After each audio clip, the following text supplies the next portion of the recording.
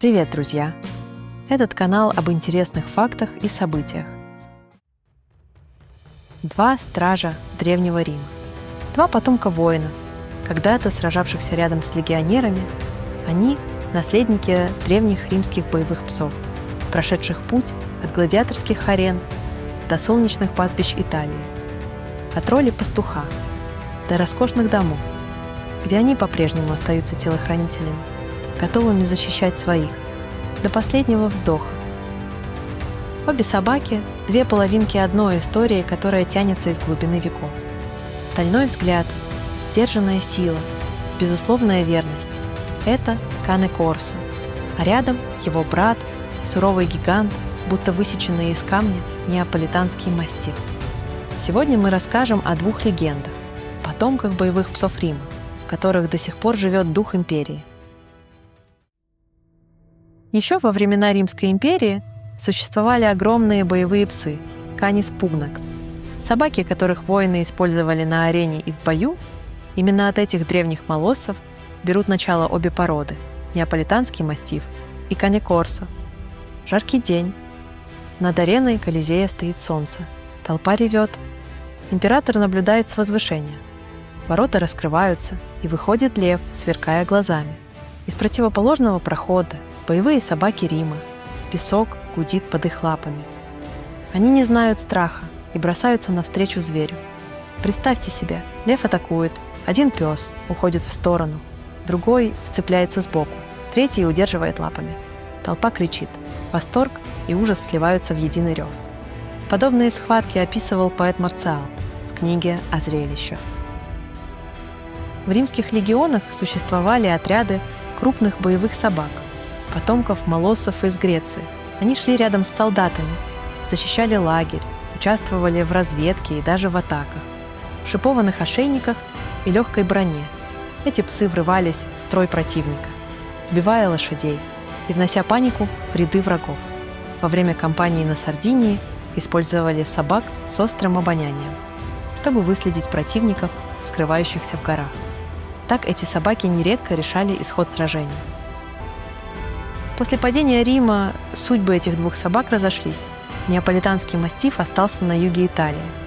В районе Неаполя, здесь, среди поместий и старых ферм, его разводили как защитную собаку, массивную, с устрашающим видом. Мастиф должен был не нападать первым, а отпугнуть одним только присутствием. Cane Corso, наоборот, распространился по Северной Италии. Он был помощником фермера, пастуха, охотника, более подвижный, спортивный и универсальный, чем его неаполитанский кузен. В XX веке Cane Corso почти исчез из-за упадка сельского хозяйства.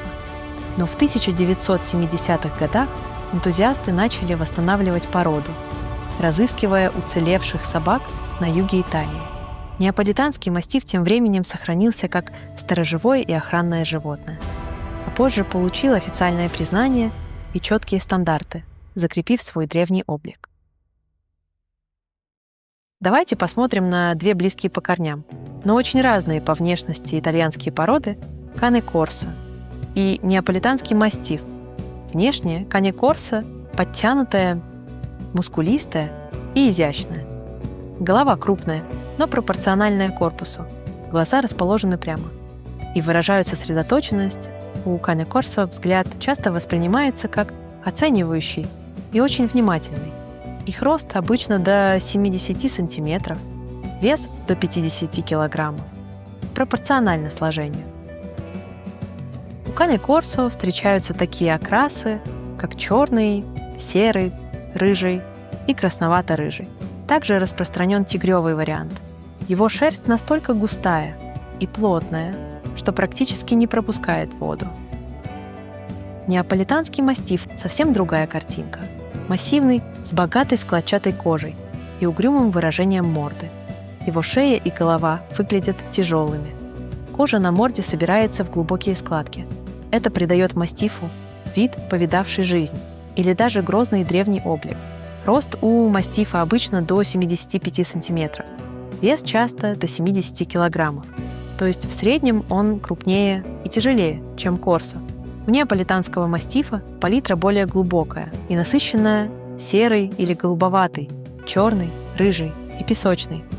Из-за плотной складчатой кожи и короткой шерсти окрасы мастифа выглядят особенно массивно и бархатисто, подчеркивая его внушительный облик. Кани Корсо в среднем живет примерно 10-12 лет. У мастифа срок жизни чуть короче, обычно до 9-10 лет, что типично для очень крупных пород. Оба вида подвержены проблемам крупных пород. Проблемы с суставами, некоторые генетические заболевания. Поэтому грамотная селекция и ветеринарный контроль крайне важны. Друзья, в видео используются иллюстрации, созданные автором. В нашем портфолио собраны все породы собак. Если вы хотите ознакомиться с ними или приобрести для личного либо коммерческого использования, переходите по ссылкам в описании канала, а мы продолжаем. Кани Корсо и неаполитанский мастиф – две породы с мощной охранной интуицией, созданные для защиты семьи и территории. Кани Корсо – прирожденный защитник, инстинктивно берет под опеку всех членов семьи, включая домашних животных, не требуя специальной подготовки. Неаполитанский мастиф, хотя и не относится к служебным породам, также проявляет настороженность к посторонним и отлично справляется с охраной. В поведении с незнакомцами различия существенные. Кани Корсо реагирует спокойно, инстинктивно ставя себя между хозяином и возможной угрозой, не проявляя агрессии без причины.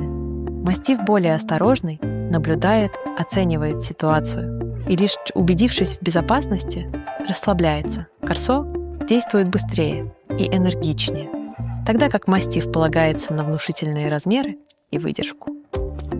В семье обе породы проявляют мягкость и преданность. Кани Корсо терпелив с детьми и общителен, мастиф сдержаннее, но глубоко привязан к близким.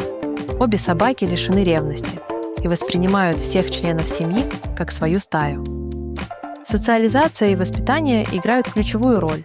Кани Корсо легко уживается с другими животными, особенно если вырос с ними, но может доминировать на улице. Мастифу требуется ранняя социализация и последовательность в обучении. Корсо лучше реагирует на четкие команды. Мастиф — на спокойный, уверенный тон без раздражения. Стоит помнить, что обе породы обладают хорошей способностью запоминать сигналы. Недобросовестные владельцы иногда используют это в ущерб другим собакам и людям. Небольшой сигнал, определенное слово, сказанное в разговоре невзначай, или легкое похлопывание по боку собаки могут являться командой для нападения. И Корсо, и мастиф способны выполнить подобное действие, если их обучили этому. В охране обе собаки внушают уважение, силой и внешним видом. Кани Корсо известен мощной хваткой и бесстрашием, используется в полиции Италии. Мастиф полагается на устрашение и массу. Реже вступает в преследование. Сила укуса Кани Корсо – одна из самых сильных среди собак, тогда как у мастифа она проявляется больше через давление и устойчивость. Несмотря на ограничения в некоторых странах, при правильном воспитании обе породы становятся надежными, управляемыми защитниками. Их объединяет преданность, терпение и готовность защищать семью. А различия заключаются в стиле охраны. Кани Корсо – активный и решительный, мастиф – рассудительный и вдумчивый сторож. Интересные факты. Название породы Кан Корсо не связано с островом Корсика. Слово «корсо» происходит от латинского «cohors», что означает «страж» или «охранник». Таким образом, Кани Корсо можно перевести как «собака-страж» или «собака-охранник». Следы предков современных Кани Корсо и неаполитанского мастифа прослеживаются еще в древнем мире. На рельефах колонны Марка Аврелия, II век нашей эры, изображены военные с крупными собаками. В Помпеях сохранились мозаики и фрески с собаками, охраняющими дома, и сопровождающими охотников. Терракотовое изображение молоссов II тысячелетия до нашей эры и римские копии эллинистических скульптур III века до нашей эры демонстрируют массивность и силу предков породы.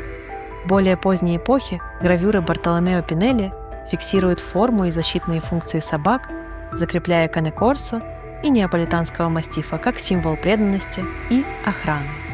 Порода Кане-Корсо появилась в культовом сериале «Игра престолов», где собаки использовались для создания устрашающего образа злодеев. В фильмах о Гарри Поттере собака Хагрида Фанг была изображена неаполитанским мастифом, хотя в книгах Фанг был описан как немецкий дог. Кане-Корсо и неаполитанский мастиф. Сегодня. С момента, когда человек впервые приручил собаку, он стремился сделать ее не просто помощником, а настоящим другом и спутником. Породы, когда-то отличавшиеся бойцовым нравом, охотничьим инстинктом или пастушьими навыками, со временем стали меняться. В них все больше ценили не силу, а сдержанность, не ярость, а заботу и преданность. Так рождались собаки, способные быть рядом с человеком и его семьей, охранять, понимать и любить. Сегодня эти собаки используются для охраны частных домов и территорий, где они демонстрируют преданность своим хозяевам и высокий уровень бдительности. Кроме того, они остаются верными компаньонами семьи, что создает баланс между работой и домом и подчеркивает их современную роль, включая участие в выставках. Помимо охраны, эти собаки обладают отличным обонянием и могут применяться в поисково-спасательных операциях. Особенно эффективно они работают при поиске людей под завалами после природных катастроф, благодаря своим физическим данным, силе и настойчивости. В сельской местности Кане-Корсо и неаполитанский мастиф традиционно используются для охраны скота. Их присутствие защищает животных от хищников и других угроз, предотвращает нападения и обеспечивает дополнительную безопасность на фермах, помогая хозяевам поддерживать порядок и безопасность на территории. Эти собаки – живая память древнего Рима. Если вам посчастливилось стать другом одной из них, знайте, вы прикоснулись к самой истории. Это как быть рядом с живым памятником, где в каждом взгляде мудрость веков, а в каждом движении – дыхание истории. Наш канал в первую очередь о человечности и доброте. Если встретите животное в беде, помогайте. Добро обязательно вернется к вам. Если вам понравилось это видео, если вы хотите узнавать еще больше необычных фактов и удивительных историй, подписывайтесь на канал Heart Inside You, ставьте лайк и делитесь этим видео с друзьями. О какой породе собак вы бы хотели увидеть следующее видео? Напишите в комментарии «Спасибо, что были с нами». До новых встреч!